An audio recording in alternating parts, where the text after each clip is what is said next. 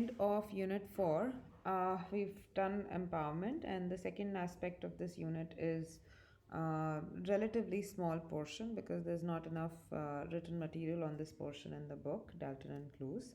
Nonetheless, you'll have to be compensating the lack of material through the use of certain case studies.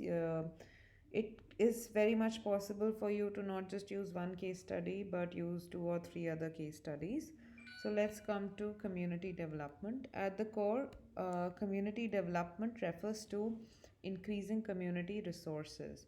Now, I think throughout this particular paper, we have been referring to different kinds of resources that are there: physical, infrastructural resources, human resources, social capital resources, economical resources, etc.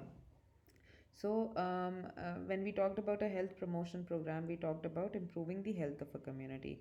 When we talked about an empowerment program, we talked about improving um, the control available in a community to a group of people, increasing their sense of control in a community and increasing, perhaps through increasing the participation in the community of these members. Now, community development.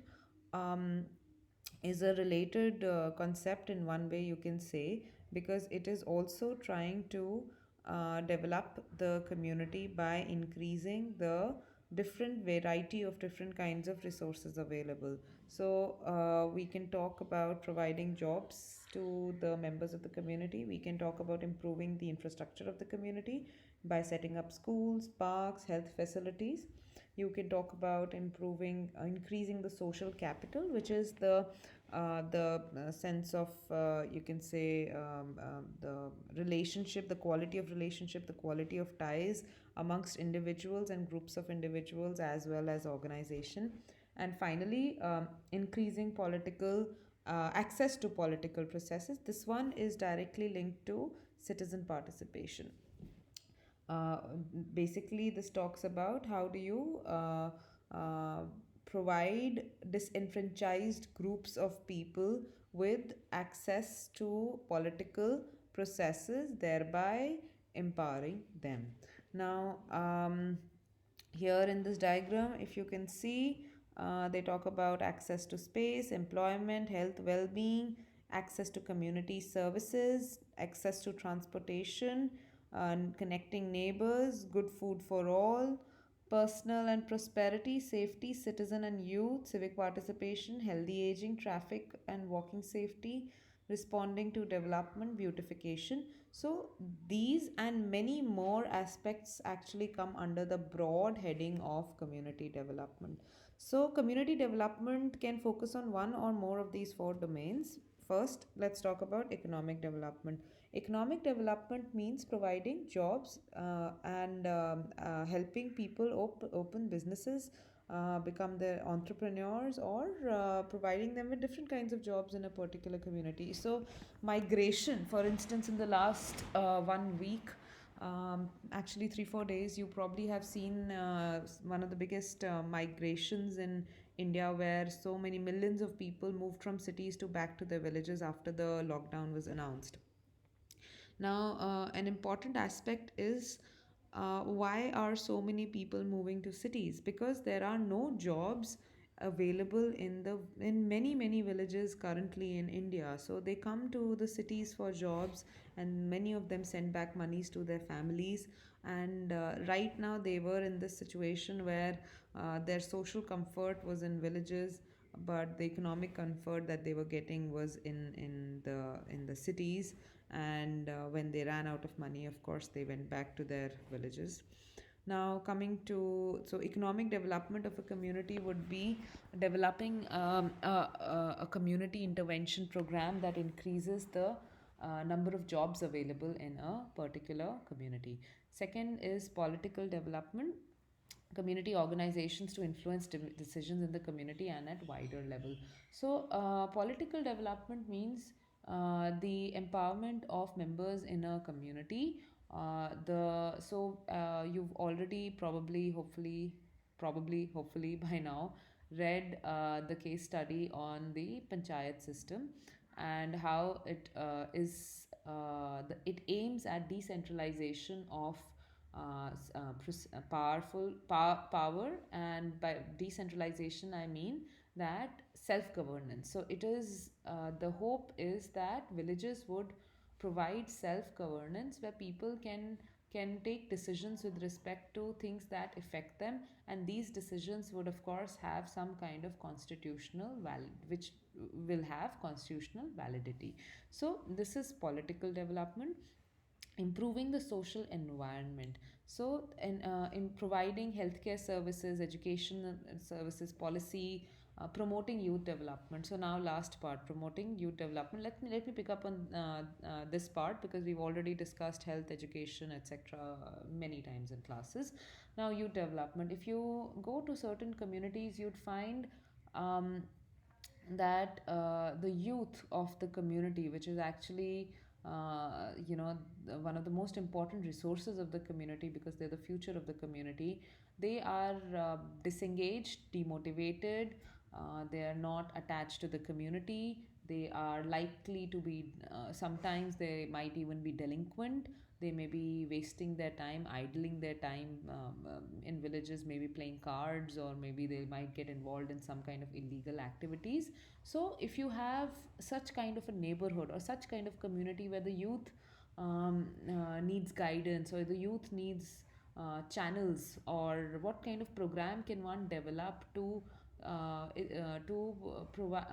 provide, to make, if I put it simply, to make the youth as a strong resource for the community. So how do we develop that resource for us? So this is part of improving social improvement environment, sorry. And last part of course is improving the physical environment, housing, transportation, services, parks, public spaces. So I think this is one of the easiest promises that politicians make, and that हम आपके यहाँ इतने dustbin लगा देंगे, हम आपके यहाँ buses चला देंगे, हम लेडी स्पेशल चलाएंगे हम लोग, हम गार्डन्स को ब्यूटिफाई करेंगे, गार्डन्स पार्क्स बनवाएंगे, पार्किंग स्पेसेस बनवाएंगे.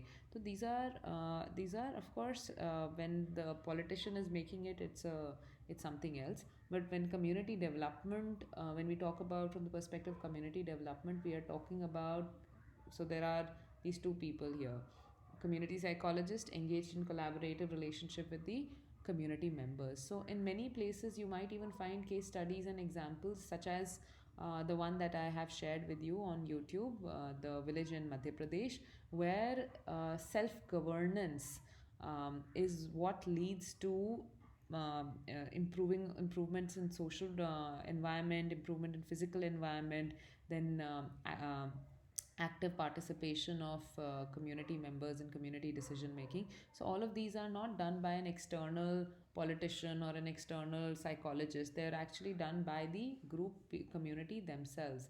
Go back to the assumptions of community organization, and one of the first assumptions that I gave you was that people can change their own lives. So this is the crux of what I was just telling you right now, that communities can be developed without the help of community psychologists also, and there are many case examples for that. um, Community development approaches often bring together the resources of multiple groups in locality, such as neighborhoods, civic organizations, religious congregations, businesses, youth groups, libraries, and other community resources. So you have already heard about this word called community building, and we did this as part of community organization. That community building focuses not on deficits in the community but on the assets of the community. So the different assets and resources of the community. आपके colony में अगर एक RWA office है, एक active RWA है, एक temple place है, अगर एक let's say you have parks, you have public spaces, you have maybe a community center, you have certain businesses, you have certain schools, youth groups, libraries.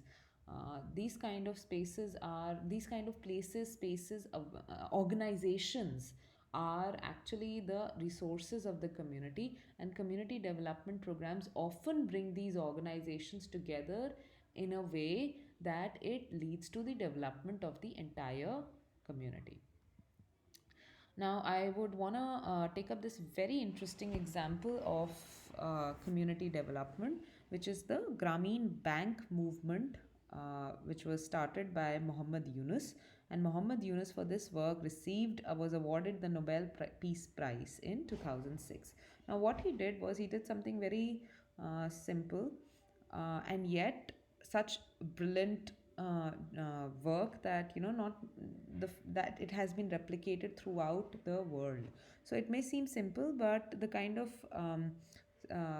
impact that this program has had is immense.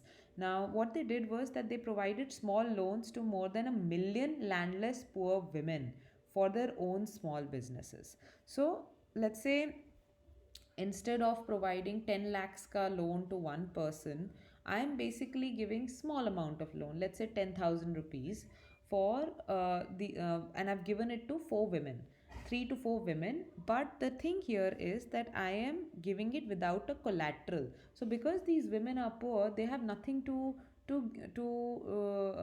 give to the bank as a surety that if I cannot pay back, then you can take my land, or this is gold, or whatever. So they don't have that. They don't have the collateral to be given. But what they do is that they present a business plan to the bank, and there are these groups of women. Now, no individual woman will be responsible for paying back. The group of women are responsible for paying back. So what would happen is that even if one person would fall short, the others would contribute, or would be able to give back the loan. Now, it's a very interesting project for multiple reasons. One, million landless poor women are benefiting here. Secondly, it's not the loan is not being given to one woman; they've been given to group of women. And third, they are giving it to people who have business plans. So you would what they actually found was that in between 2003 to 2007, the total number of bank borrowers was 8.3 million, and 97 of these were actually women.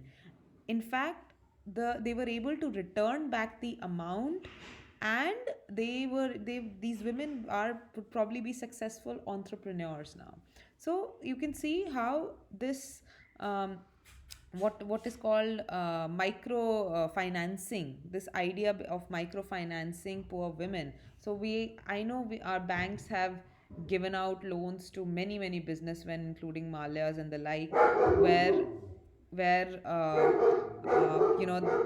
they have so of course they were supposed to be giving collateral. These were businessmen, but suddenly we find that they've become non-performing assets. Their companies have become non-performing assets.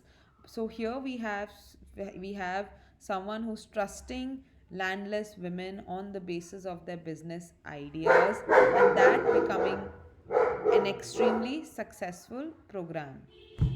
So you can take the another example, which is again, I'm using the same example again and again for one simple reason, that in the exam, even if you read one case study, let's say you're reading empowerment case study, sex worker empowerment case study, Sonagachi project case study, you should be able to use it.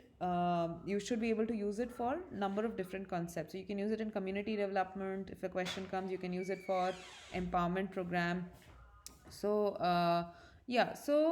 in one way you can see Sonagachi project to be also a community development program. They are supporting sex workers. They are promoting saving by asking them to invest their money in a bank, put their money in a bank.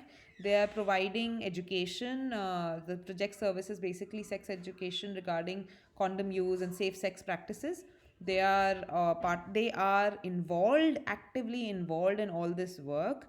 They are participating in shaping the project workers activity, and they're participating in defining the project goals. So in this way, the community of sex workers is developing. They are becoming empowered, there is political, they're becoming empowered, there is increased participation in the activities that affect them. They are also becoming economically independent by not putting their money in the hands of, if you read that article, you'll find how in the last why they have actually promoted people putting money in the bank is that the sex workers were being paid at the end of the week. So because of that, a lot of money that people were supposed to give them, they would end up not giving them. So they promoted that every day you collect your money, and every day a person will come to collect money from you, and this person will be safe enough for you to put the money in the bank. So this is the end of this particular unit. And the last few points that I want to make with respect to empowerment is that yes, citizen participation and empowerment is a very complex topic, very complex and challenging topic. Sometimes there could be a lot of gap between what is ideal and what is real.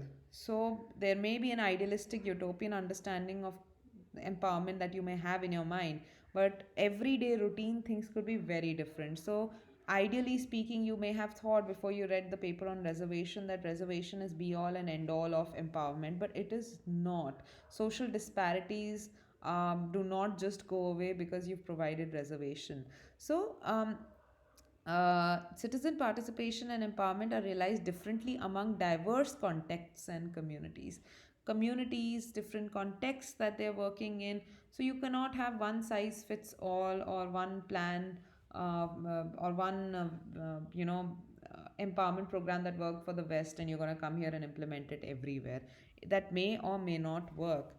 Finally, people who work in this area, social workers, community psychologists, or other people who work in this area, they would probably not say that this is the easiest thing to do, which is empowering communities, developing communities, but definitely they do find it extremely rewarding.